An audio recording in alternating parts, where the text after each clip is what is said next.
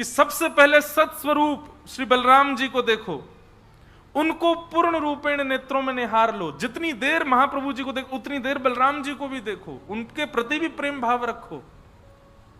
फिर मध्यस्थ चैतन्य स्वरूप श्री सुभद्रा जी का दर्शन करो। जब इन दोनों को नेत्रों में विराजमान कर लोगे, तब तीसरा शब्द है आनंद। तब तुम्हें मेरे दर्शन में आनंद आएगा, मैं तुम्हें बड़ी भांति दिखूंगा। और फिर ऐसा भी कह दें कि ये महाप्रभु जी अगर आधे अधूरे दिख रहे हैं तो हमारी दृष्टि में दोष है, महाप्रभु जी में दोष नहीं है, जगन्नाथ जी में दोष नहीं है, वो तो पूरे खड़े हैं। पर निश्चित हमारे उन दोनों दर्शनों में कोई भेद रहा होगा, इसलिए महाप्रभु पूरे नहीं दिख रहे। आप देखना, रोज मेरी तो कथा हुई 2 बार, तो रोज दर्शन के लिए जाते, कभी कभी पूरे भी दिख जाते, तो ऐसा लगता है इनको किसी ने खिसका दिया है क्या। नहीं, जब महाप्रभु जी को लगता है कि अब इसकी दृष्टि में दोष नहीं है, ये इन दोनों में भी भेद नहीं मान रहा है, तब महाप्रभु अपने आप ही ऐसे हो जाते हैं, ले देख ले पूरा, तो कुछ दिख जाऊंगा मैं। बड़े आनंद की बात है भैया। सत्य स्वरूप बलराम जी, चैतन्य स्वरूप सुभद्रा जी और आनंद स्वरूप श्री जगन्नाथ, ये तीनों ही सच्चिदानंद रूप हैं। सच्चिदानंद रूपाय। श्री जगन्नाथ जी के इस रूप का प्रादुर्भाव सबसे पहले द्वारिका में हुआ। ये उड़ीसा बाद में आए, पहले द्वारिका में प्रकट हुए। जब प्रसिद्ध कथा है, भगवान की पटरानियों ने रोहिणी मैया से, एकमात्र रोहिणी जी ऐसी हैं जिन्होंने ठाकुर जी की ब्रज लीला, मथुरा लीला और द्वारिका लीला तीनों का दर्शन किया है। और द्वारिका में कोई भी नहीं है जिसने ठाकुर जी की तीनों लीला देखी है। इन तीनों लीलाओं का दर्शन श्री रोहिणी मैया ने किया है।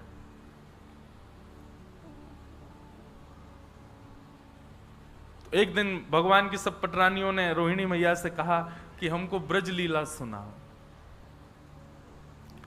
रोहिणी मैया बोली ठीक है, हम सुना तो देंगे आपको।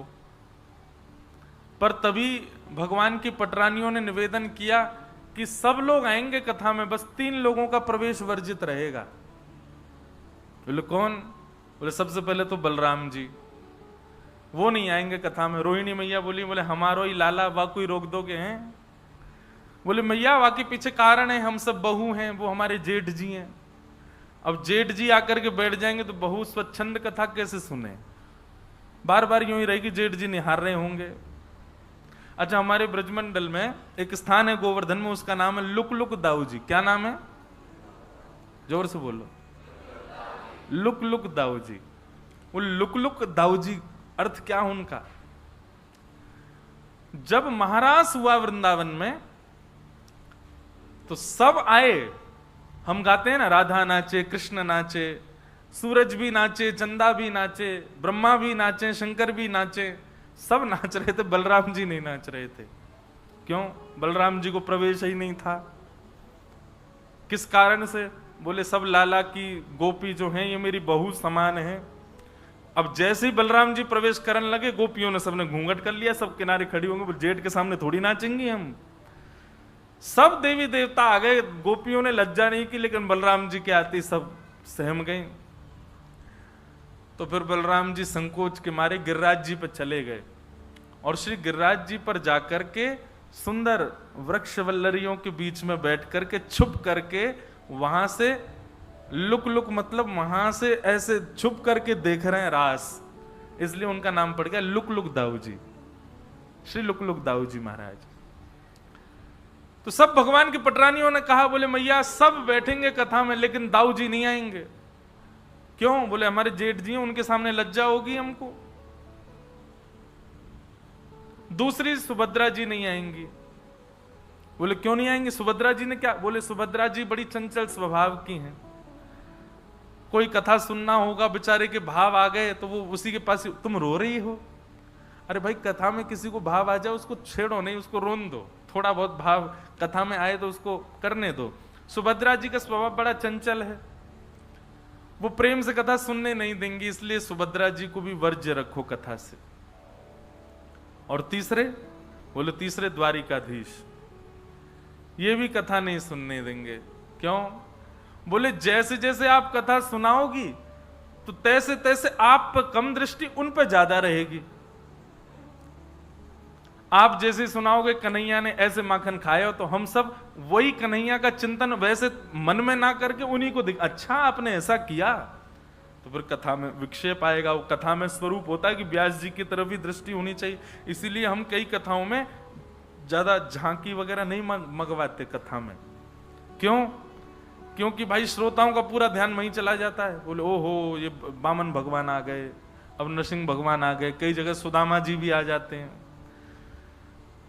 कथा में ध्यान तो, कथा में ठाकुर जी की झांकी नहीं होनी चाहिए। कथा में झांकी नेत्रों से नहीं, हृदय में दिखनी चाहिए, चित्त में दिखनी चाहिए। तो बोले अब जगन्नाथ स्वयं द्वारिकाधीश बैठे होंगे तो पूरा ध्यान उन्हीं की तरफ जाएगा, इसलिए इन 3 लोगों को वर्ज्य करेंगे। रोहिणी मैया बोली तुम द्वारिका में बैठी हो और द्वारिका में इन तीनों का ही राज है, और इन तीनों को ही तुम कथा से रोकना चाहती हो, कैसे होगा ये? तब भगवान के सब पटरानियों ने मन बनाया और बोले योजना हम बनाती हैं, आप तो बस कथा की तैयारी करो। और सुभद्रा, बलराम जी और कृष्ण तीनों बैठे थे और सब पटरानियां गईं और बोली आप लोग अब बड़े हो गए, अब आप लोगों की इतनी गर्भगृहस्थी बढ़ गया है, लेकिन आप लोगों को खेलते हुए हमने बहुत दिन से नहीं देखा, चलो ने खेल खेल लो, कुछ क्रीड़ा करो। सुभद्रा जी को बहुत अच्छा लगा, बलभद्र जी को भैया बहुत दिन से हम खेले नहीं है, कुछ खेलेंगे आज। ठाकुर जी बोले हाँ हम भी बहुत दिनों से राजा राजा सब राजा धीराज ही बोलते रहे, आज हम खेलेंगे। खेल की बात कहती तीनों के अंदर लोभ आ गया कि हम खेल खेलेंगे। और कौन सा खेल खेला? चौसर। ठाकुर जी चौसर खेलने लगे। बलराम जी, सुभद्रा जी और श्री कृष्ण तीनों चौसर क्रीड़ा करने लगे। क्रीड़ा जैसी चल रही थी तो बीच बीच में तो खूब आनंद हो रहा था, इतने तन्मय हो गए क्रीड़ा में। तभी सब पटरानियों ने कहा अब ये खेलने में व्यस्त हैं, चलो यहां से अब कथा सुनेंगे जाकर के। जैसे तीनों व्यस्त हो गए, सब पटरानियां जाकर के वहां कथा सुनने लगी। यहां क्रीड़ा करते करते सुभद्रा जी, चंचल है ना उनका स्वभाव, सुभद्रा जी बोली सबरी भाभी कहां चली गई? भैया दाल में कुछ काला है, ये हम सबको खेल में बैठा के सबरी भाज गई, एक भी नहीं है यहां पे। ठाकुर जी बोले दाल में कुछ नहीं, पूरी दाल ही काली लग रही है हमें तो, जल्दी चलो। और तीनों महाराज ढूंढने लगे कहां हैं सब। ढूंढते ढूंढते तभी ऐसा एक सभागृह था, उस सभागृह में जैसे ही भीतर प्रवेश किया, सामने आसन पर भावावेश में श्री रोहिणी मैया विराजमान है और रुक्मणी आदि 16,108 पटरानियां भगवान की बैठी हैं। सबके नेत्र बंद हैं, नेत्रों से अश्रुधार गिर रहे हैं, सब बाल कृष्ण प्रभु की बाल लीला का दर्शन कर रहे हैं, श्रवण कर रहे हैं। ठाकुर जी ने तुरंत रोका दोनों को, बोले रुको, कथा चल रही है और कथा में भी ब्रजलीला चल रही है। हम लोगों ने कहीं अंदर प्रवेश किया तो विक्षेप हो जाएगा, कथा में भाव में विक्षेप हो जाएगा। ठाकुर जी पीछे ही खड़े हो गए, दूर ही खड़े हो गए, वहीं खड़े खड़े सुनने लगे अपनी लीला। लीला सुनते सुनते सुनते सुनते ठाकुर जी को भी भाव आ गया, सुभद्रा जी को भी भाव आ गया, श्री बलराम जी को भी भाव आ गया और भाव की चरम स्थिति पार होने लगी, प्रेम की 10वीं अवस्था पार हो गई। और ब्रजवासियों की याद में बलराम जी और सुभद्रा जी, बलराम जी और ठाकुर जी दोनों की भुजाएं खड़ी हो गई, मानो कथा सुनते सुनते ऐसा लग रहा हो कि सामने नंद बाबा खड़े हैं, यशोदा मैया खड़ी हैं, सब ब्रजवासी खड़े, अरे कोई इनको दूर मत रखो, हमारे पास ले आओ, हमारे हृदय से लगा दो। दोनों भुजाएं खड़ी हो गई। तभी प्रेम की अवस्था ऐसी पार हुई कि तीनों प्रेम विगलित हो गए। ठाकुर जी का मुख प्रेम विगलित हो गया, हाथ विगलित हो गए, चरण विगलित हो गए। जब ठाकुर जी के इस रूप का प्रादुर्भाव हुआ, पिघलने लगे ठाकुर जी, तब देवता त्राहिमाम करते हुए दौड़ने लगे। ब्रह्मा जी से जाकर के कहा कि कुछ करिए भगवान। ठाकुर जी नहीं तो देखिए अभी अभी जलाशय जल के भांति हो जाएंगे ठाकुर जी। तब ब्रह्मा जी ने कहा जब कथा में विक्षेप भगवान नहीं डाल रहे तो हम डालेंगे तो ठाकुर जी हमको शाप दे देंगे, कथा में विक्षेप डाल नहीं सकते तो क्या करें। बोले कोई कथा का रसिक जन ही जाकर के इसको संभाल सकता है। तब श्री नारद जी को भेजा गया। नारद जी महाराज आए और आकर के बड़े धीमे से रोहिणी मैया को कहा कि हे मैया, यदि आप थोड़ी देर और बोलती रही ना तो द्वारिकाधीश बलराम जी और सुभद्रा जी तीनों जल के रूप में ही मिलेंगे, रस के रूप में ही मिलेंगे, आपको प्रत्यक्ष दर्शन नहीं कर पाओगे। रोहिणी मैया ने सामने देखा, तीनों पिघल गए हैं, मुख पिघल गया, हाथ पिघल गए, पैर पिघल गए, वहीं कथा को रोक दिया। ठाकुर जी तो जिद करने लगे और सुनाओ अपनी ही लीला, पर तब रोहिणी जी ने कहा नहीं, अब कथा इससे आगे नहीं होगी। लेकिन नारद जी ने जाकर के प्रणाम किया और प्रणाम करते हुए महाप्रभु जी से प्रार्थना की, भगवान आपके स्वरूप की बलि बलि जाऊं, बस अनुग्रह इतना कर दीजिए। अभी तो आप अपने पूर्ण रूप में आ जाइए, अभी तो लीला चल रही है, परंतु इस रूप को कलयुग के लोगों को प्रेम की अवस्था समझाने के लिए, कथा की महिमा बताने के लिए, प्रेम के स्वरूप को दर्शाने के लिए और आपका भक्तों के प्रति, ब्रजवासियों के प्रति कैसा प्रेम है उसको दिखाने के लिए नाथ आपका ये स्वरूप कलिकाल में प्रकट हो और प्रकट हो करके जीव मानस का कल्याण करे। फिर स्वरूप तो ठाकुर जी का ये अनादि है, जगन्नाथ रूप कोई कलयुग का नहीं है, कोई सतयुग त्रेता, ये तो अनादि है। इसका कोई एक भाव नहीं कि उसी युग का है, अनंत है जगन्नाथ भगवान का स्वरूप। लेकिन कलयुग में मेरे और आपके ऊपर कृपा करने के लिए, इंद्रद्युम्न राजा पर अनुग्रह करने के लिए भगवान प्रथम तो नील माधव के रूप में आए और फिर नील माधव रूप से अंतर ध्यान होकर के इंद्रद्युम्न राजा पर कृपा करने के लिए भगवान दारू ब्रह्म श्री जगन्नाथ के रूप में, वही स्वरूप जो द्वारिका में कथा सुनते सुनते प्रकट हुआ था, वही स्वरूप यहां व्यवस्थित हुआ। बोलो जगन्नाथ महाप्रभु की। कथा सुनते सुनते ऐसे हो जाएं तब समझो कि कथा सुनी है। ये कथा के श्रोता का दर्शन है। हम आप जैसे हैं वैसे ही रह जाते हैं। इसका मतलब ये नहीं कि आपकी आंख नाक सब पिघल जाएं। पिघलने का मतलब केवल तन का पिघलना नहीं होता है, हृदय विगलित हो, प्रेम विगलित हो। हम सबसे बड़े श्रोता पूरे ब्रह्मांड के यदि कोई हैं तो वो श्री जगन्नाथ जी हैं। ऐसे महाप्रभु जी को हम प्रणाम करते हैं, ऐसे जगन्नाथ जी को हम प्रणाम करते हैं। कई भ्रांतियां जगन्नाथ जी के रूप के प्रति हैं, उन भ्रांतियों को भी हम इस कथा के माध्यम, क्योंकि अब 1.5 वर्ष तक तो कथाओं का क्रम पता है, तो जगन्नाथपुरी और उड़ीसा तो आना नहीं है, इसी कथा को माध्यम बनाएंगे। हम ये सोच के करेंगे ही नहीं कि हम राहुल केला में, हम यही सोच के करेंगे हम पुरी में कथा कर रहे हैं, जगन्नाथपुरी में ही है, तो उसी भाव से ही जगन्नाथ जी का रस प्रकट होगा।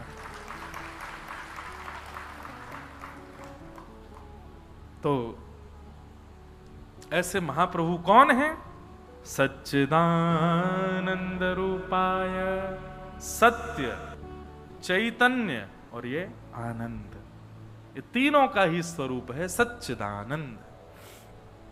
ऐसे सच्चिदानंद श्री जगन्नाथ जी को हम बारंबार प्रणाम करते हैं। बताओ, आज पहली बार 8 वर्ष होने को आए हमको कथा करते हुए, 2015 से कर रहे हैं, पहली बार सच्चिदानंद इस श्लोक के प्रथम शब्द का मूल अर्थ पता चला। ये सच्चिदानंद रूप कौन सा है? बोलो जगन्नाथ जी हैं, सच्चिदानंद रूपाय।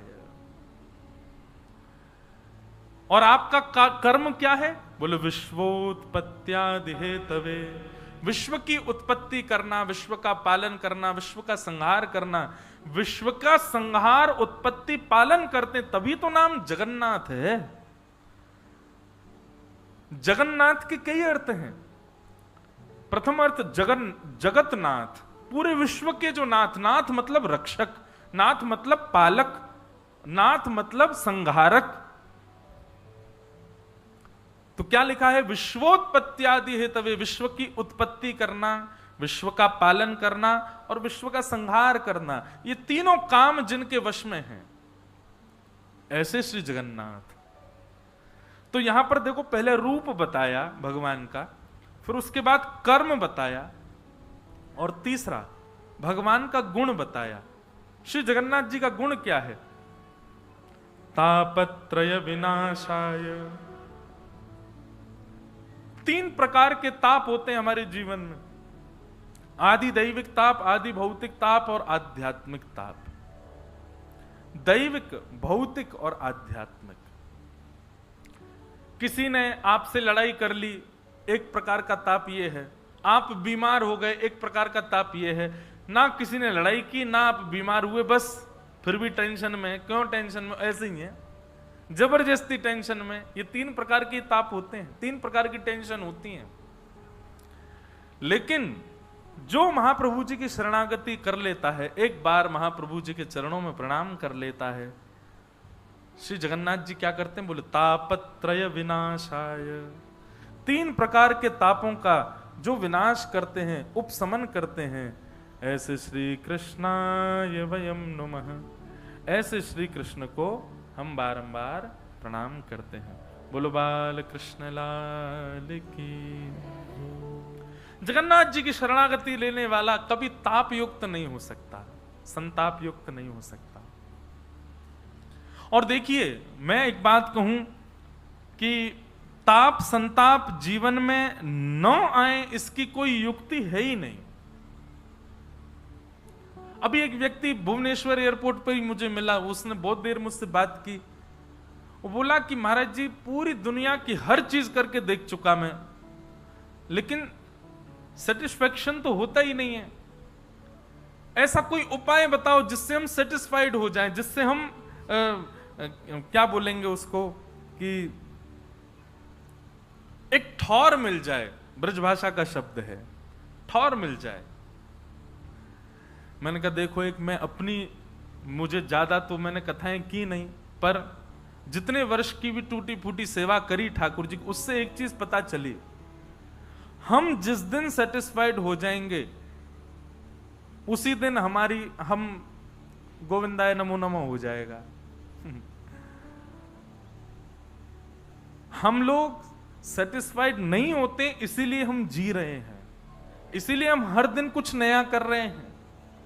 ना कभी भक्ति से होना चाहिए, ना कभी संसार से होना। हाँ, संसार से हो जाओ, ये तो जरूरी है कि संसार के विषय भोगों से आप सेटिस्फाइड हो जाओ, उससे हुआ जा सकता है। पर भक्ति, वो कह रहे थे मैं भक्ति से भी नहीं हुआ। मैंने भक्ति में तो होना ही नहीं चाहिए, पर संसार से होना चाहिए। जिस दिन आप सब चीजों से सेटिस्फाइड हो जाओगे, आपका भार नहीं संभाल पाएगी पृथ्वी। पृथ्वी कहेगी उड़ो आकाश में, अब तो तुम्हारा गुरुत्वाकर्षण खत्म हो चुका है।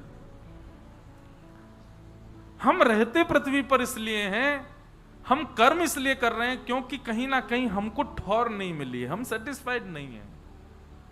और ये ना होना वरदान है ठाकुर जी का।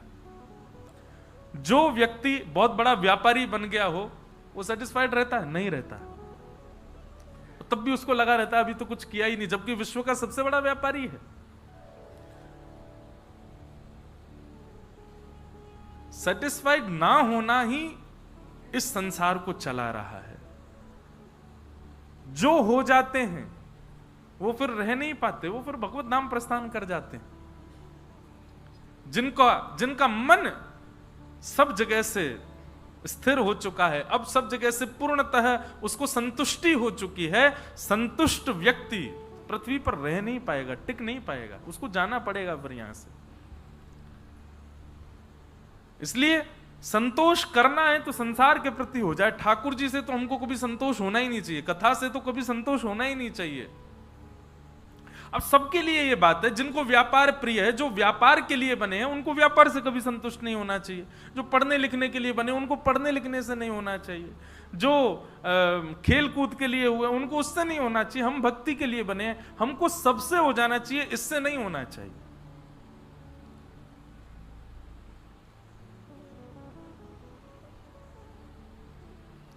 सूरदास जी का एक पद है,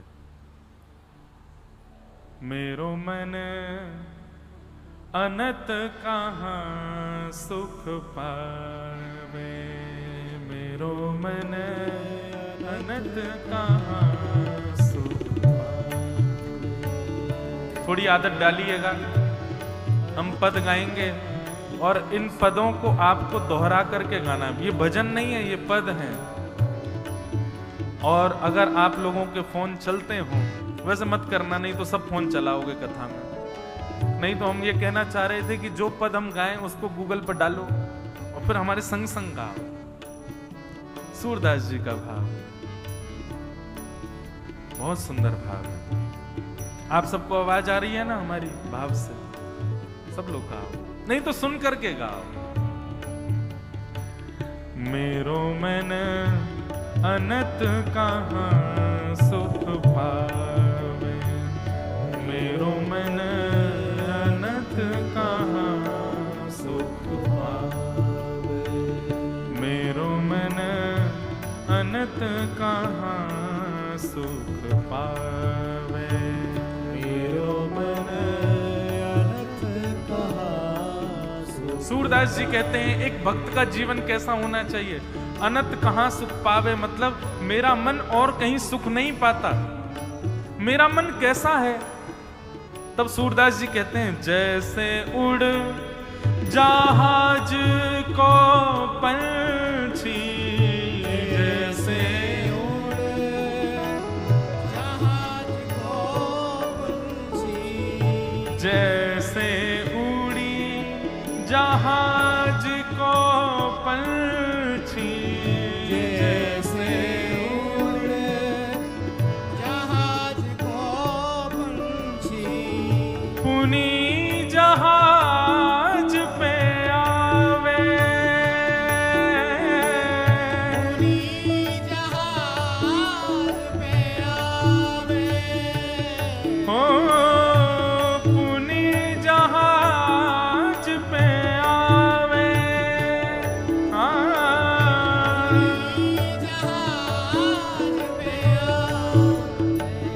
मेरो मन अनंत कहाँ सुख पावे, मेरो मन अनंत कहाँ सुख पावे, मेरो मन अनंत कहाँ सुख पावे, मेरो मन अनंत कहाँ। श्री जगन्नाथ महाप्रभु की।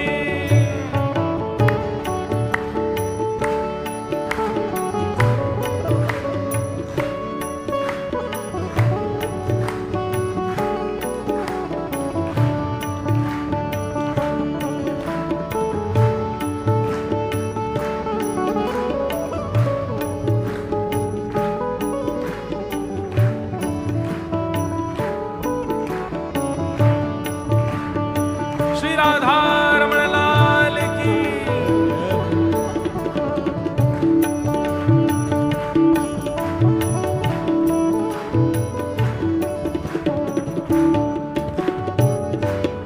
सूरदास जी से किसी ने कहा कहाँ रहता है आपका मन?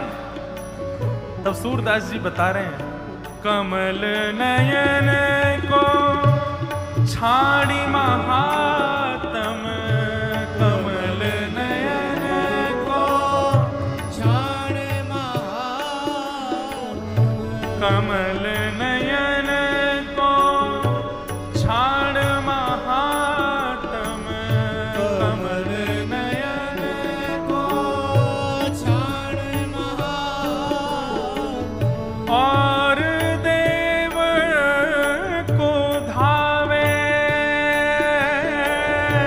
और देव को ध्यावे। जैसे हनुमान चालीसा जी कहती है ना, और देवता चित्त न धरहि, हनुमत से ही सर्व सुख करें। वही बात यहाँ सूरदास जी कह रहे हैं, कमल नयन को छाड़ महात्म और देव को ध्यावे। जब कमल नयन मिल गए हो तो फिर अन्य देव के पास हम कैसे जा सकते हैं? और सूरदास जी तो ऐसा भी कह रहे हैं कि कमल नयन मिल गए उसके बाद अन्य देव के पास जाना ये तो उस समान है जैसे ब्याह करके अन्य किसी के साथ में रहना। कमल नयन को छाड़ महात्म, कमल नयन को छाड़ महात्म, और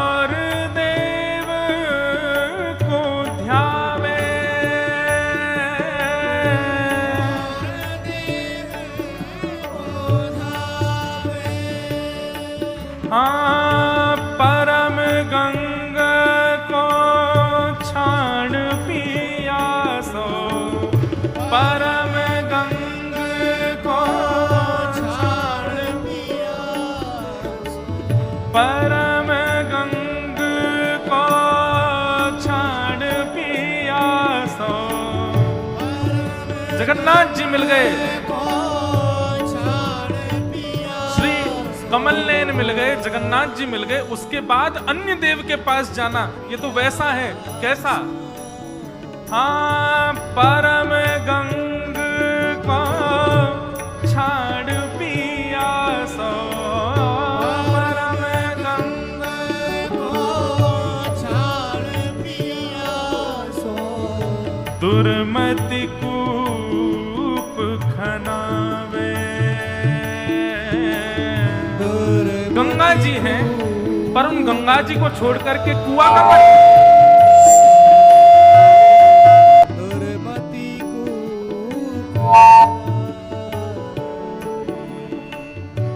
गंगा जी को छोड़ करके और कोई कुआं का पानी पिए। अच्छा एक बात कहें, ऐसे कथा में हो ना, बोलते बोलते लाइट चली जाए, माइक थोड़ा ये समझना ठाकुर जी मोहर लगा रहे हैं, बिल्कुल सही बात। कथा में इस प्रकार कुछ हो तो यही समझना चाहिए कि ठाकुर, अब देखो जगन्नाथ जी प्रत्यक्ष यहां आ जाए, उनके तेज को ये सह पाएंगे? वो आके मोहर लगा के गए, इसलिए ऐसा हुआ। परम गंग को छोड़ पिया सो। परम गंग को छोड़ पिया सो। दुर्मति कूप खनावे। दुर्मति कूप खनावे। मेरो मन अनंत कहाँ सुख पावे। मेरो मन अनंत कहाँ सुख पावे। मेरो मन अनंत कहाँ सुख पावे। मेरो मन अनंत कहाँ सुख पावे। सूरदास जी कह रहे हैं, जिन मधुकर अम्बुज रस चाख्यो। जिन मधुकर अम्बुज रस चाख्यो। जिस भौरे ने कमल के रस को चाखा होगा। जिन मधुकर, मधुकर माने भौरा। जिन मधुकर अम्बुज रस चाख्यो। जिन मधुकर अम्बुज रस चाख्यो। क्यों कर ली फल खावे।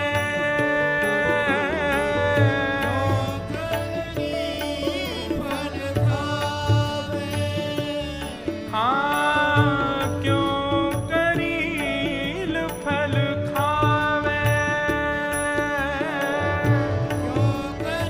करील मतलब कड़वे फल को वो क्यों खाएगा जिसने कमल का रस लिया हो। सूरदास प्रभु कामधेनु जने।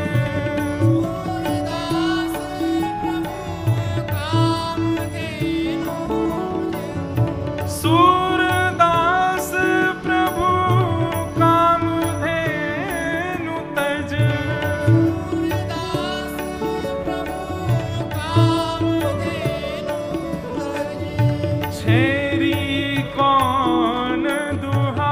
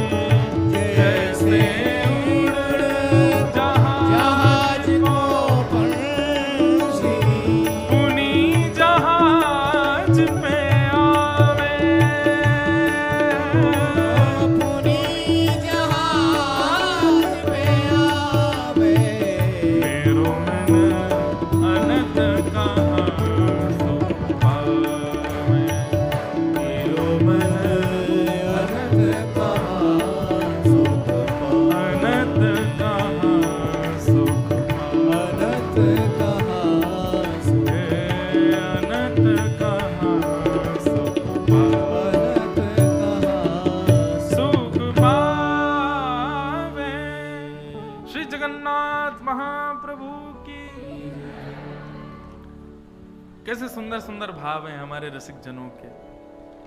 इन भावों की तुलना कभी कोई भजन नहीं कर पाएगा।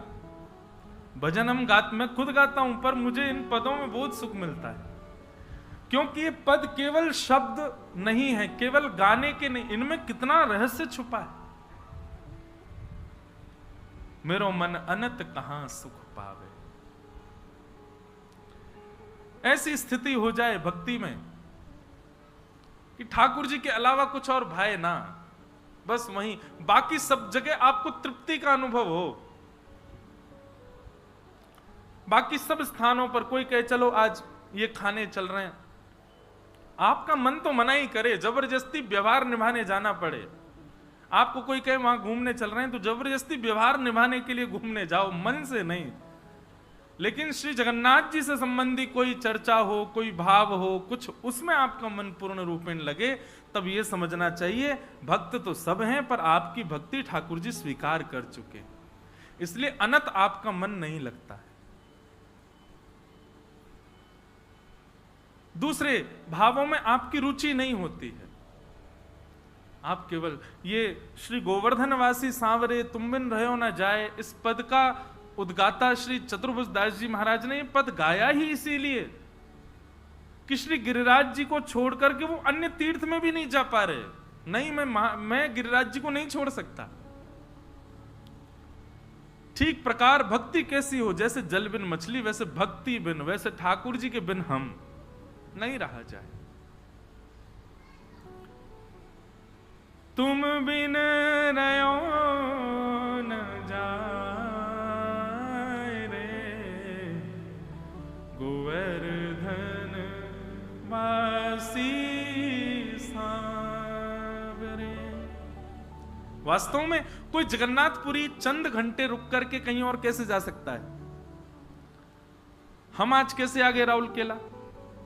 क्योंकि मन में एक भाव ये था कि कोई बात नहीं, जगन्नाथ जी से दूर जा रहे हैं, पर वहां रहे जहां जगन्नाथ जी का यश गाना है, तो वहां कथा तो मिलेगी ना, कथा से बच जाएंगे। सही बताएं, जब लगातार कथाएं होती हैं तो जब कथा कहीं विश्राम करके जाते हैं तो जहां विश्राम होती है वहां सब लोग रोते हैं, हमको रोना नहीं आता। कई एक व्यक्ति ने मुझसे पूछा, आपको भाव नहीं आता महाराज जी? है, हमने इतना प्रेम आपसे 7 दिन किया, इतने आपके संग रहे, खेले कूदे सब किया, 7वें दिन आप मुस्कुरा के चले कैसे जाते हो?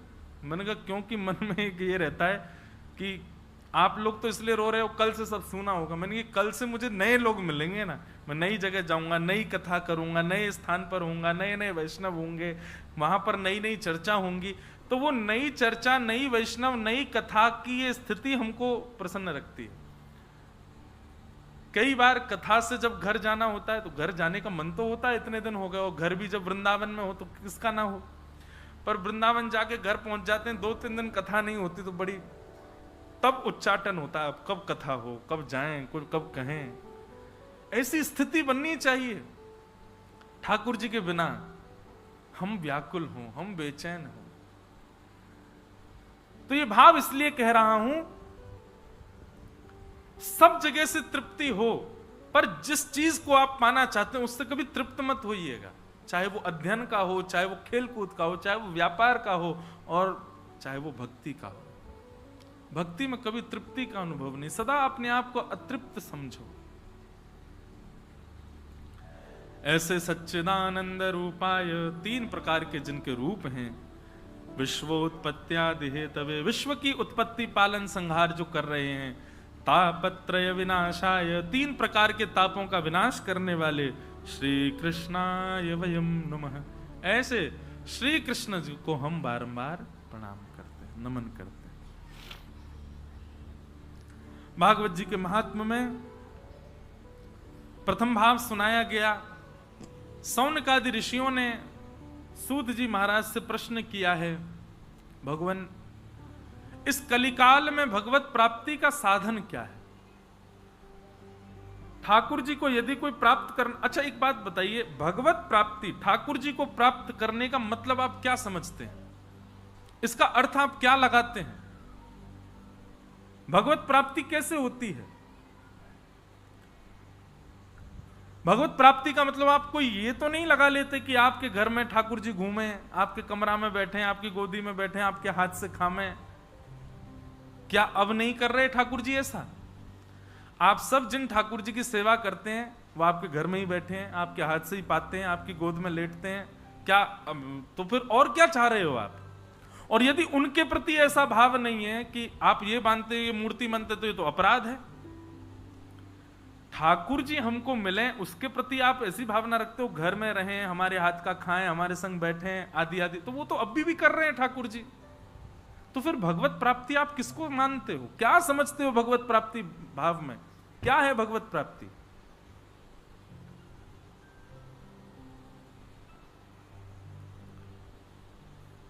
भगवत प्राप्ति का मतलब ये नहीं होता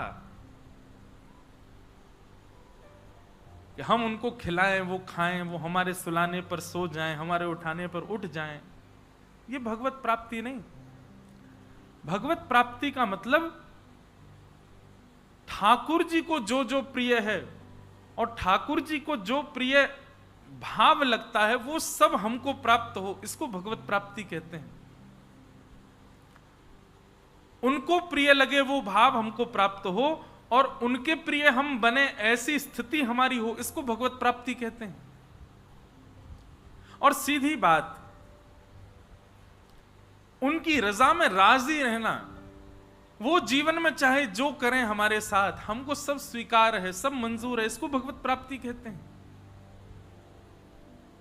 सीधी बात, हम उनसे रीझ जाएं ये नहीं, वो हमसे रीझ जाएं, ये भगवत प्राप्ति है। हमसे प्रसन्न रहें ठाकुर जी। जरूरी नहीं है हर घर में ठाकुर जी बैठे हैं तो हर घर के अपने सेवक से प्रसन्न ही हैं, नहीं, हम उनको प्रसन्न करने के लिए ही सब क्रिया कर रहे हैं। ठाकुर जी की लीलाओं से प्रेम होना भगवत प्राप्ति है। ठाकुर जी के वैष्णवों से प्रेम होना, ठाकुर जी को जो भजते हैं उनसे भी प्रेम होना, यह भगवत प्राप्ति है। ठाकुर जी के तीर्थ धामों से प्रेम होना, यह भगवत प्राप्ति है। ठाकुर जी के नाम से प्रेम होना, यह भगवत प्राप्ति है। आप जब नाम जप करते हैं तो नाम जप करने में भी आपको वही सुख की अनुभूति हो जो सुख की अनुभूति सेवा करने में होती है। जो सुख की अनुभूति सेवा में और नाम जप में होती है, वही सुख की अनुभूति किसी वैष्णव से मिलने में हो। ऐसा नहीं हो कि वृंदावन जाते हैं उसमें हमको ज्यादा सुख मिलता है, द्वारिका जाने में उतना सुख नहीं मिलता, या तीर्थ जाने में जो सुख मिलता है वो कथा सुनने में नहीं मिलता, या कथा सुनने में जो सुख मिलता है वो ठाकुर जी के नाम जप में नहीं मिलता। ऐसा नहीं, ठाकुर जी की हर स्थिति सम हो करके आपको सुख प्रदान करे, आनंद प्रदान करे, तब समझो ये है भगवत प्राप्ति। ये उतार चढ़ाव या फिर भेद दृष्टि ना हो भगवान के अन्य अन्य भावों में। दर्शन को नैना तपे, वचन सुनन को कान।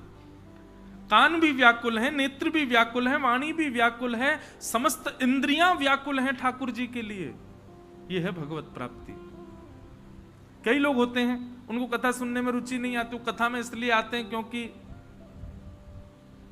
प्रसाद मिलेगा, या फिर कथा में नींद बढ़िया आती है। सबसे बढ़िया नींद आती है कथा में, कथा जैसी नींद कहीं नहीं आती। पर मेरा उद्देश्य यही होता है, मुझे किसी को सोने नहीं देना। फिर भी कोई सो जाए तो भाई ज्यादा ही कृपा निद्रा देवी की, क्योंकि निद्रा जो है ये कुंभकर्ण की पत्नी है। और जब भगवान ने कुंभकर्ण को मारा ना, तब निद्रा ने भगवान से कहा कि मैं भी आपसे शर्त लगा के कहती हूं, आपके वैकुंठ में ताला लगवाऊंगी। भगवान बोले कैसे? बोले बताओ वैकुंठ कौन जाता है? बोले कथा सुनने वाले लोग। बोले वहीं बैठ रहूंगी मैं भी। जिसको 4-4 गोली खा के नींद नहीं आएगी, वो कथा में आ जाए, बिना पिल्स लिए बैठ जाए, नींद आ जाएगी उसको। और फिर ऊपर से ऐसा माहौल बढ़िया हो, मध्यम संगीत चल रहा है, सब लोग शांति से बैठे हैं, हल्की हल्की ठंडक भी लग रही है, तो फिर निद्रा आनी बहुत आवश्यक है। लेकिन कई लोग कथा में इसलिए नहीं आते कि उनको सुनने में रुचि, इसलिए आते हैं कि कथा के बाद प्रसाद मिलेगा। कई लोग कथा से प्रेम नहीं कर पाते, प्रसाद से प्रेम हो जाता है। कई लोग ऐसे देखें, उनको कुछ मतलब नहीं, उनको पता चल जाए आप जगन्नाथपुरी गए, वहां से थोड़ा महाप्रसाद ले आना, आप तिरुपति वहां से लड्डू ले आना, द्वारिका चले वहां से मडरी ले आना, नाथ द्वार चले गए वहां से मोहन थार ले आना, वृंदावन गए पेड़ा जरूर ले आना। उनको प्रसाद से ही प्रेम है, मतलब उनकी भक्ति जिहुआ में है, उनको कथा से ज्यादा मतलब नहीं। उनको वैष्णव दिख जाए उससे इतने फर्क नहीं पड़ता, प्रसाद दिख जाए टूट पड़ेंगे उस पर।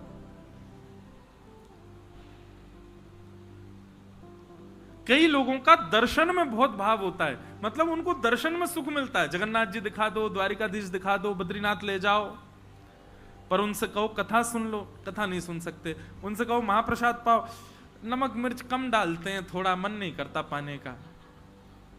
कई लोग ऐसे होते हैं उनको महाप्रसाद नहीं भाता। एक थे सज्जन मेरे साथ में, हमने तो एक नियम रखा, जगन्नाथपुरी में रहो चाहे किसी भी तीर्थ में रहो, एक बात सदैव याद रखो, अगर व्यवस्था है कि वहां की रसोई से प्रसाद मिलता है तो कुछ और पाना ही नहीं है, ठाकुर जी का अधरामृत पाना है। कल भी एक भाव, पूज्य श्री राधा कृष्ण जी महाराज थे साथ में, दोनों के साथ में दर्शन हुए, तो महाराज जी से एक भाव साझा कर रहा था कि महाराज जी चाहे एक ही रसोई हो, एक ही सब्जी हो, एक ही मसाले हो, बनाने वाला भी एक ही हो, हर दिन एक ही सब्जी बनाए, एक जैसी नहीं बन सकती।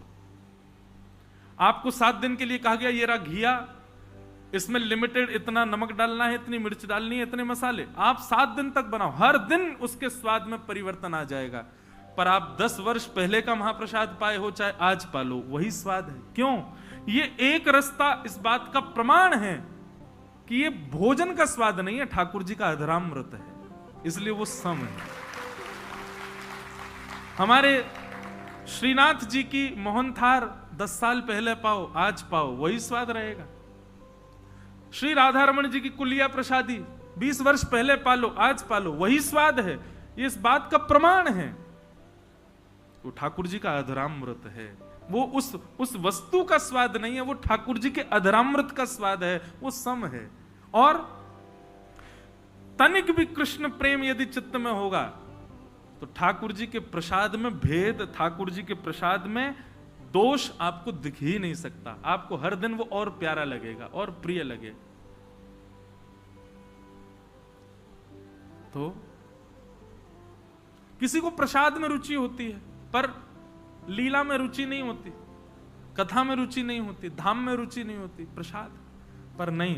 भगवत प्राप्ति यदि किसी को हुई होगी तो जितना सुख प्रसाद में उतना ही सुख दर्शन में, जितना सुख दर्शन में उतना ही सुख लीला कथा सुनने में, और जितना सुख प्रसाद लीला और कथा में उतना ही सुख धाम में, और जितना सुख धाम लीला कथा प्रसाद आदि सब में उतना ही सुख किसी अन्य वैष्णव को देखने में।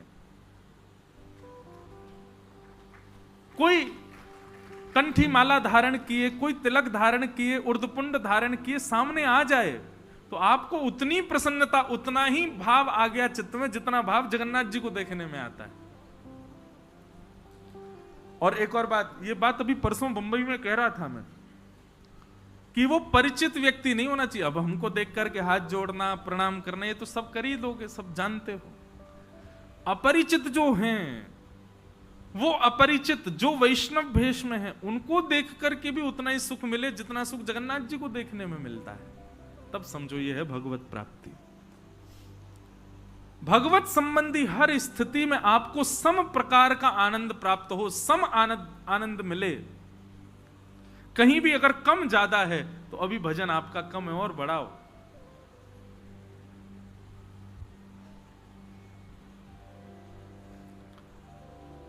तो इसे कहते हैं भगवत प्राप्ति।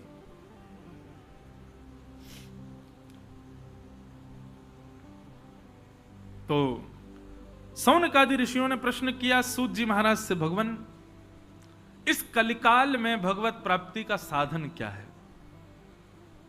तब सूत जी महाराज ने बिना विचार किए सीधे स्पष्ट रूप से एक ही उदाहरण दिया। बोले एक ही उपाय है कलिकाल में भगवत प्राप्ति का। क्या? कि श्रीमद् भागवतम शास्त्रम कलौ कीरेण भाषितम केवल और केवल श्रीमद् भागवत शास्त्र। इस भागवत जी की शरणागति ले लो। आप भागवत जी नहीं, आप साक्षात जगन्नाथ जी की शरण में बैठे हो, ये भाव रखो। यहां कहे जाने वाले शब्द, ये शब्द ब्रह्म हैं, साक्षात ठाकुर जी हैं। हम यहां से उतर के कुछ भी कहें, कान बंद कर लेना आप, पर यहां बैठ के कह रहे हैं तो उसको यही समझना है जगन्नाथ जी ही प्रवेश कर रहे हैं हमारे चित्त में, जो जो हम श्रवण कर रहे हैं। सूत जी महाराज कहते हैं कलिकाल में व्यक्ति को भगवत प्राप्ति कराने का केवल एक साधन है, और वो साधन है श्रीमद् भागवत। सौनकादि ऋषियों ने प्रश्न किया, महाराज भागवत जी के विषय में थोड़ी विस्तार से जानकारी दो। किसने किसको सुनाई? तब बताया, बोले नारद जी महाराज को सबसे पहले ये भागवत की कथा सनक सनंदन सनातन सनत कुमारों ने हरिद्वार में गंगा द्वार के समीप में सुनाई। क्यों? बोले भक्ति तो युवान थी, पर उसके दोनों पुत्र ज्ञान और वैराग्य वृद्ध हो गए थे, जिनकी श्रेष्ठता के लिए नारद जी महाराज ने जाकर के सौनकादि ऋषियों से पूछा। तब सौनकादि ऋषियों ने आज्ञा की, बोले कि भैया ज्ञान और वैराग्य इन दोनों को यदि पुष्ट करना चाहते हो तो उसके लिए तुम्हें सत्कर्म करना पड़ेगा। और सत्कर्म सबसे श्रेष्ठ कौन सा है? तब कहते हैं सत्कर्म सूचको नूनम ज्ञान यज्ञ स्मृतो बुधई श्रीमद् भागवतालाप सतु गीत सुखादिवि। सबसे बड़ा सत्कर्म क्या है? कथा करवाना। अब इसका मतलब ये नहीं कि जो नहीं करवा पा रहे वो सोचें हम तो ये कर ही नहीं पाएंगे, ऐसा नहीं।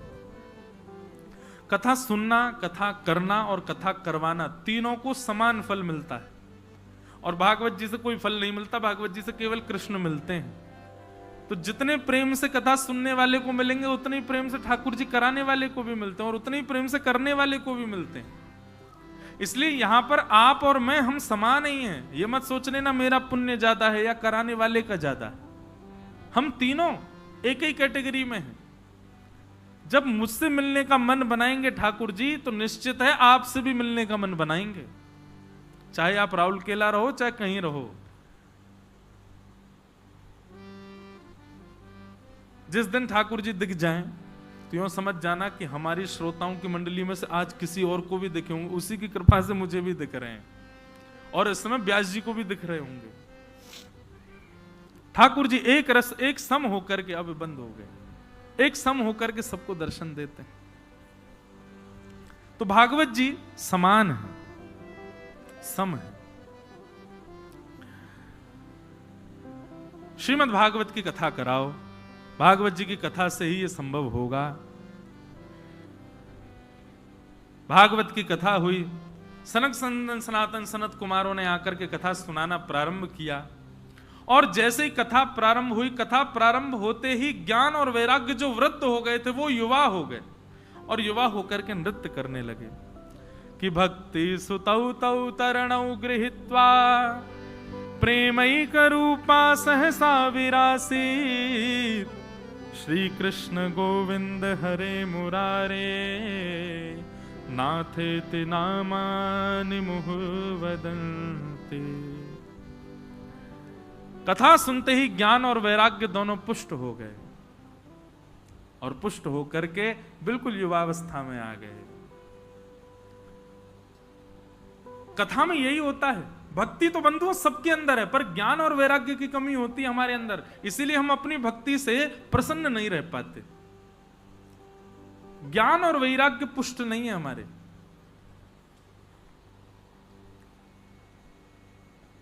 हमारा ज्ञान कहां तक सीमित है? श्री गुरुचरण सरोज रज निजमन मुकुर सुधार वर्णो रघुवर विमल यश जोदायक फलचार। अर्थ बताओ, इसका क्या अर्थ है? अर्थ कोई नहीं जानता। ऐसा हमारा ज्ञान है, रट्टू तोता की तरह रट लेते हैं। बच्चों, छोटे छोटे घरों में जाता हूं तो लोग बाग अपने बच्चे, बेटा महाराज जी को श्लोक सुनाओ। वो श्लोक क्या सुनाता? गायत्री मंत्र। जिस गायत्री का विधान ही नहीं है कि हर किसी को बोलना चाहिए, वो गायत्री मंत्र बालक सुनाते हैं, या फिर श्लोक सुना देंगे। उससे पूछो अर्थ क्या? अर्थ नहीं पता, बस श्लोक याद है। ऐसा ज्ञान नहीं, हमें ज्ञान चाहिए। और ज्ञान का मतलब बहुत कुछ पता होना नहीं होता है। ज्ञान का मतलब सही निर्णय लेने वाले व्यक्ति को ज्ञानी कहा जाता है। जो निर्णयात्मक बुद्धि से युक्त होता है उसको ज्ञानी कहा जाता है। वैराग्य का मतलब सब छोड़ देना नहीं होता। वैराग्य का मतलब अपने मन को वश में रखना, इसको वैराग्य कहते हैं। अपने मन को विचलित ना होने देना। जलेबी देखते ही जीभ में पानी आ जाए समझो वैराग्य नहीं है आपका। एकादशी के दिन व्रत तो है, लेकिन कोई रोटी सब्जी खा रहा हो तो आप विचलित हो जाओ, ये हमारे सामने मत खाओ, आज हमारा व्रत है। काय बात का व्रत है? व्रत का मतलब है अपने मन पर काबू करना, इसी को वैराग्य कहते हैं। और ये वैराग्य और ये ज्ञान भागवत से ही प्राप्त होता है।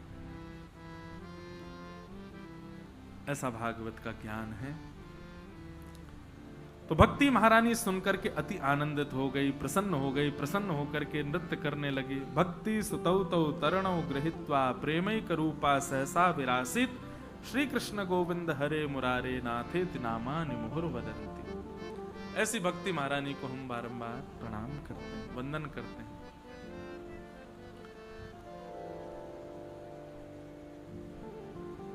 आगे फिर गोकर्ण उपाख्यान सुनाया गया।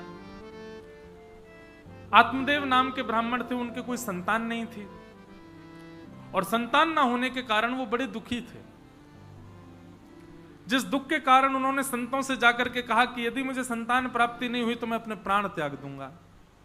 एक संत ने कहा तुमको 7 जन्मों तक संतान नहीं है और संसार की कोई वस्तु ना मिलने पर प्राण त्यागने वाले व्यक्ति को 2000 वर्ष के लिए प्रेत बनना पड़ता है। बहुत ध्यान से सुनिएगा।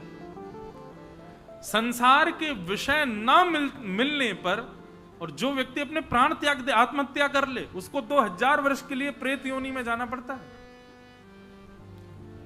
और अधिकतर आत्महत्या करने वाले लोग इसीलिए करते हैं क्योंकि उनको संसार की कोई विषयी वस्तु नहीं मिली या वो किसी चीज में असफल हो गए तो कर लेते हैं।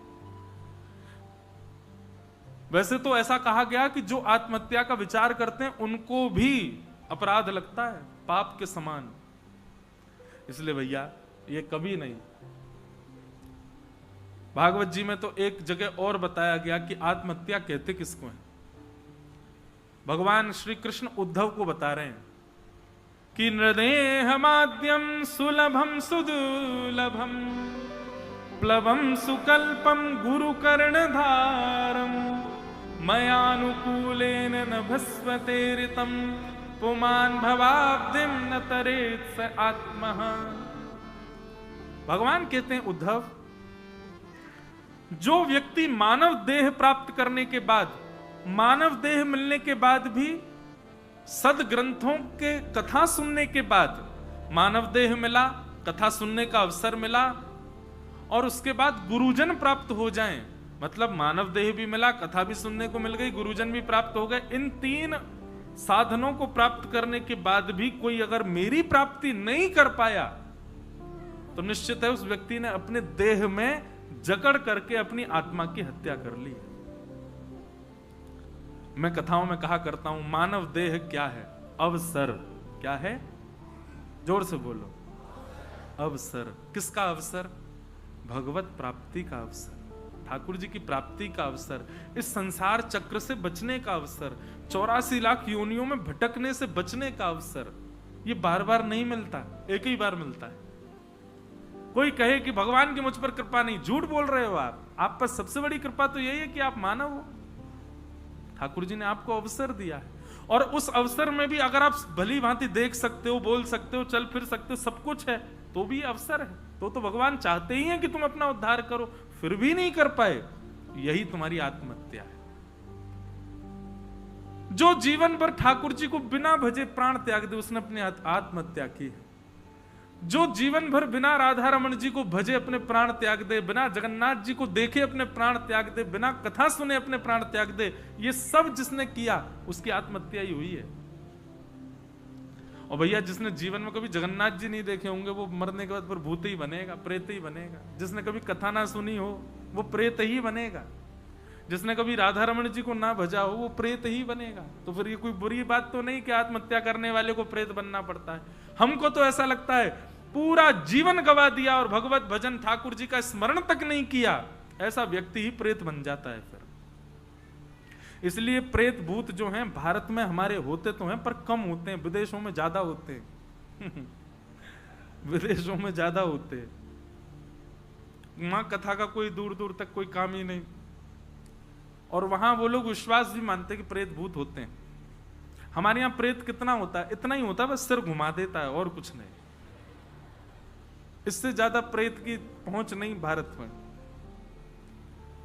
क्योंकि हम सब पे रामबाण भी तो भूत पिशाच निकट नहीं आवे, महावीर जब नाम सुनावे, ना से रोग हरे सब पीरा जपत निरंतर, सबको याद है। प्रेतों ने भी यहां से पलायन कर लिया है विदेशों में, बोले यहां तो सबको हनुमान चालीसा याद है। लेकिन भाई प्रेत बनता कौन है? भजन बिन नर मर गट के भूत। जो जीवन भर भजन नहीं करता वही मृत्यु के बाद भूत बन जाता है। तो गोकर्ण जी की कथा सुनाई गई कि आत्मदेव को एक फल दिया गया, महाराज जी ने एक फल दिया, वो फल जाकर के आत्मदेव ने अपनी पत्नी को दे दिया, पत्नी ने बांझ गैया को खिला दिया, और गैया के गर्भ से गोकर्ण जी का जन्म हुआ, और पत्नी ने अपनी सहेली के पुत्र को ही अपना बता करके पति को दिखा दिया। दोनों बालकों का नामकरण हुआ। आत्मदेव जी के पुत्र का नाम धुंधुकारी, और गऊ का जो पुत्र हुआ उसका नाम गोकर्ण। दोनों बड़े हुए, दोनों में अंतर दिखने लगा। गोकर्ण पंडित ज्ञानी बना और आत्मदेव। अच्छा एक बात आपसे कहें, हमारा मन तो था हम 1-1.5 घंटा कथा करेंगे, पर अब भाव आ रहा है तो हम थोड़ा बहुत कह लेते हैं, पर अभी हम कर देंगे 8, सवा 8 बजे तक विश्राम, क्योंकि आप सबको भी अपने अपने घर जाना, हमको भी पेट पूजा करनी है। तो बालक श्रेष्ठ बने, इसके लिए माता पिता को क्या करना चाहिए? तो जिन लोगों के अभी संतान पधारी नहीं है, वो लोग तो अभी इस भाव को सुन लीजिए, उनके लिए तो बहुत अच्छी बात है।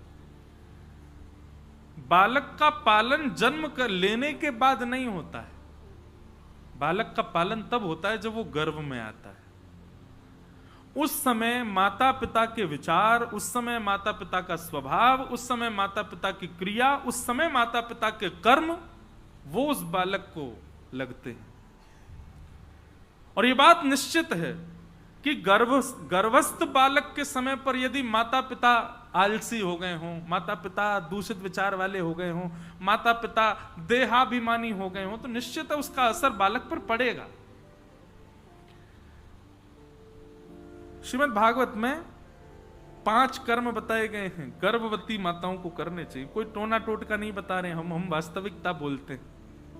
सत्यम शौचम दया दानम एक भुक्तुम तु भोजनम वर्षावधि स्त्रिया कार्यम तेन पुत्रोति निर्मल। सबसे पहला सत्य बोले। जब जैसे ही पता चले गर्भ में अब एक बालक है, गर्भ में अब जंतु है, उसी दिन से ही असत्य का सहारा छोड़ दे, चाहे कुछ हो जाए सत्य ही बोले। बस ऐसी स्थिति ना बने कि पति के ऊपर कोई बहुत बड़ा संकट आ रहा हो, परिवार के ऊपर आ रहा हो, उस समय असत्य से ही काम चलेगा, तो बस एक बार असत्य बोल सकती है, नहीं तो वो सत्य ही बोले, सत्य वाचन करे। दूसरा शौचम, यानी अत्यंत पवित्रता का ध्यान रखे, तन को भी पवित्र रखे, बुद्धि को भी पवित्र रखे, अपने आसपास के वातावरण को भी पवित्र रखे, कोई गंदा बोले ना, कुछ गलत देखे ना।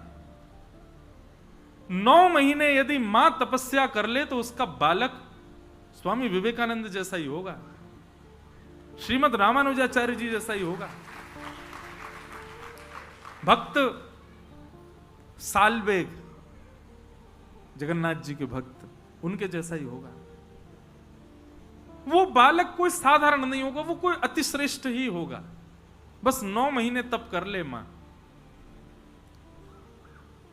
और ऐसे बालक ज्यादा चिड़चिड़े भी नहीं होंगे। कई माताएं तो इसीलिए चिड़चिड़ी सी रहती हैं, उनके बालक इतने ज्यादा ऊधम, इतना चिल्लाते चीखते हैं कि मां ही चिड़चिड़ी हो, क्या करूं, कहां ले जाऊं इसको, ऐसा बन गया है। ये इसलिए बन गया है क्योंकि आप भी बहुत चिड़ी होंगी जब वो गर्भ में होगा। तो सबसे पहला सत्यम, 9 महीना कम से कम असत्य बिल्कुल ना बोले। दूसरा शौचम, अत्यंत पवित्रता का ध्यान रखे। तीसरा दया, सामने कितना भी क्रूर व्यक्ति क्यों ना आ जाए उस पर भी दया भाव रखे। और चौथा, दानम, नित्य कुछ ना कुछ दान करे। और पांचवा और अंतिम, कठिन है पर करने योग्य है, क्या? एक भुक्तुम तु भोजनम, जो भोजन है वो एक ही बार ग्रहण करे, बाकी के समय फलाहार और प्रसाद और बहुत हल्का भोजन रखे। इस प्रकार के 5 नियमों का पालन करते हुए, तप करते हुए यदि बालक को जन्म दिया गया और नित्य भगवान को स्मरण करे, सुबह उठते ही, रात्रि सोने से समय और मध्याह्न भोजन के समय, 3 बार तो कम से कम रोज भगवान का स्मरण करे, 9 महीने तक यदि कोई मां इस प्रकार का नियम पालन कर ले, तो यहां पर लिखा है तेन पुत्रोति निर्मल, उसका बालक ऐसा होगा जो या तो सृष्टि, समाज या पूरे विश्व का काया पलट कर सकता होगा। गौरव होगा मां को कि ये मेरा पुत्र है। और वो बालक, उसकी परवरिश फिर उस पर जन्म लेने के बाद ज्यादा ध्यान ना भी तो चलेगा, वो अपने आप ही उसका निर्माण हो जाएगा। क्योंकि निर्माण बुद्धि का होना चाहिए और बुद्धि का निर्माण गर्भ में ही होता है। इसलिए संतान उत्पत्ति का क्रम जो है बंधुओं, ये बहुत सेंसिटिव होता है। इसको बहुत ध्यानपूर्वक ही माता पिता को करना चाहिए। तो धुंधुकारी महान दुष्ट हो गया, गोकर्ण पंडित ज्ञानी बना।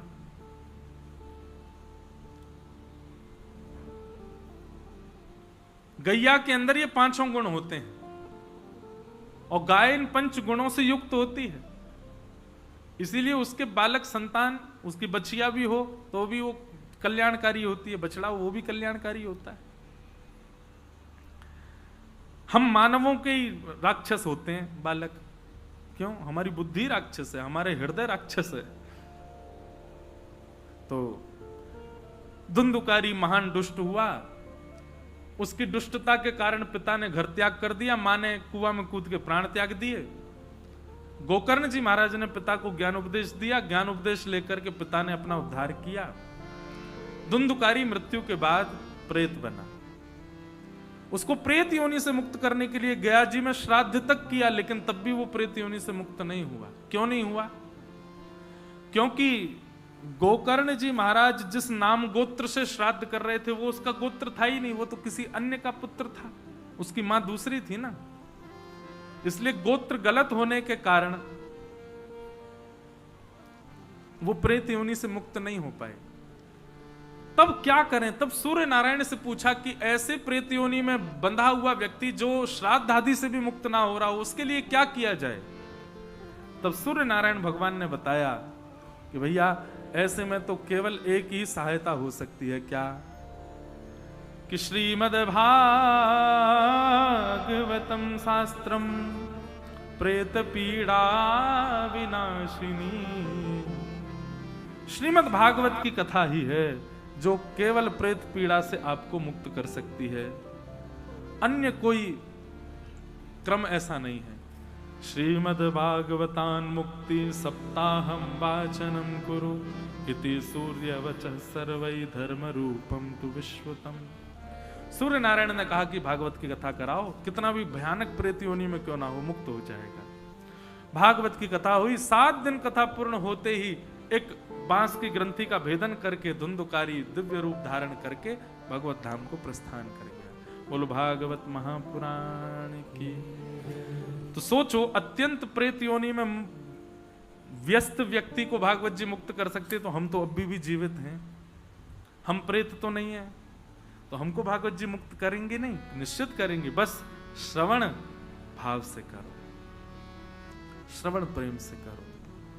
ये भाव इसी प्रकार महात्मा कहा गया भागवत जी का। ऐसे भागवत जी के महात्मा को हम प्रणाम करते हैं। बोलो वृंदावन बिहारी लाल की, श्री राधा रमण लाल की, श्री राधा वल्लभ लाल की जय जय श्री राधे। मैं तो जपूं सदा तेरा नाम, दयालु दया करो। मैं तो जपूं सदा तेरा नाम, दया भाव से दया करो। मैं तो जपूं सदा तेरा नाम, दयालु दया करो। मैं तो जपूं सदा तेरा नाम, दयालु दया करो। मैं तो जपूं सदा तेरा नाम, दयालु दया करो। मैं तो जपूं सदा तेरा नाम, दयालु दया करो। दयालु दया करो। दयालु दया करो।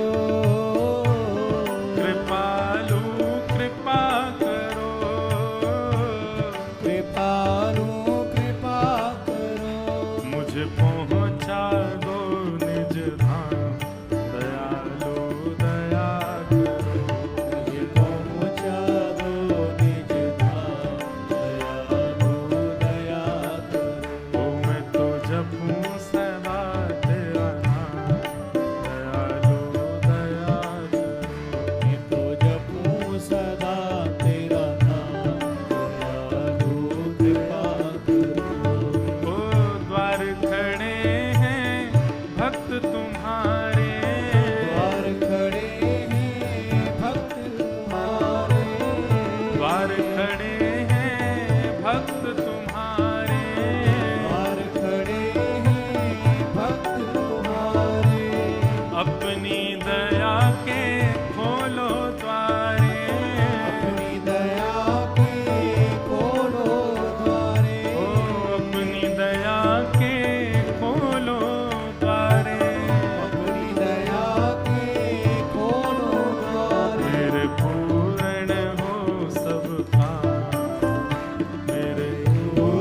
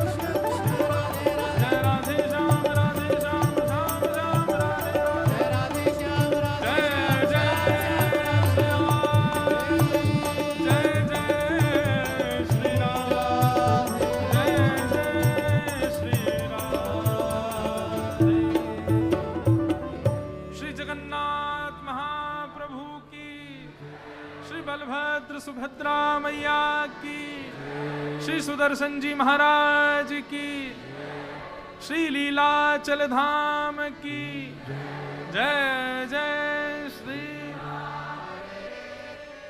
कल पुनः मिलेंगे आप सबसे। शाम 4 बजे से कथा का क्रम है। आप लोग, आज हम विलंब से आए पर कल आप मत विलंब से आ जाना। पता चली हम बैठे तब आप आए, नहीं पहले ही आ जाइए। हमें पता है दोपहर में गर्मी भी है, पर यहाँ तो बढ़िया मौसम है ना, तो बस घर से यहाँ तक की पीड़ा सह लीजिएगा, फिर आ जाओ।